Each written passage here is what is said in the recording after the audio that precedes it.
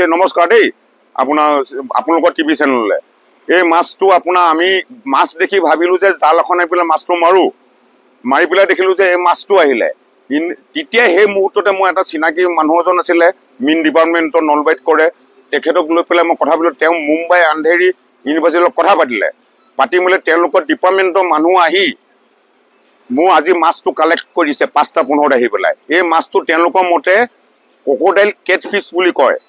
আৰু দ্বিতীয়তে এই মাছটোৱে মাছৰ কণী খাই শেষ কৰে 5 ঘণ্টা তেওঁলোকৰ 5 কিলোমিটাৰ পৰা তেওঁলোকৰ ঘিয়ানক্তি আছে তেওঁলোকৰ গোন্ধ পায় তাৰমানে আপোনাৰ হা আৰু অলৰেডি ইয়াত জাল এখন মাৰিলে আপোনাৰ হাজাৰ বিজাৰ মাছ ওলাব ইয়াত এইটো এতিয়া আপোনাৰ প্ৰথম মানে কি হয় আমাৰ বাতাবৰণ বাতাবৰণ শেষ কৰিবলৈ হ'লে এই মাছটো আমাৰ শেষ কৰিব লাগিব এতিয়া কেনেকৈ কি কৰে নিউজ চেনেলৰ থ্ৰুৱেদি আপোনালোকে চিন্তা কৰিব ভাল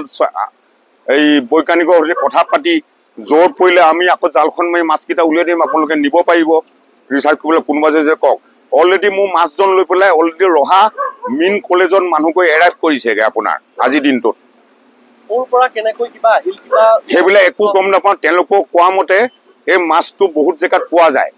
মানে কোনোবা বাংলাদেশৰ পৰা নদীয়ে আহি ওলাইছে হয়তো কোনোবাই তেওঁলোকে ক'ৰবাত পেলাইও দিব পাৰে দুষ্ট চক্ৰৰে সেইটো সিমান নেজানিম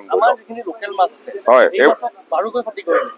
এতিয়া জালখন মাৰিলো এটা পুঠি মাছো উঠা নাই এটা মোৱা মাছো এটা গৰৈ মাছো উঠা নাই একো লোকেল মাছ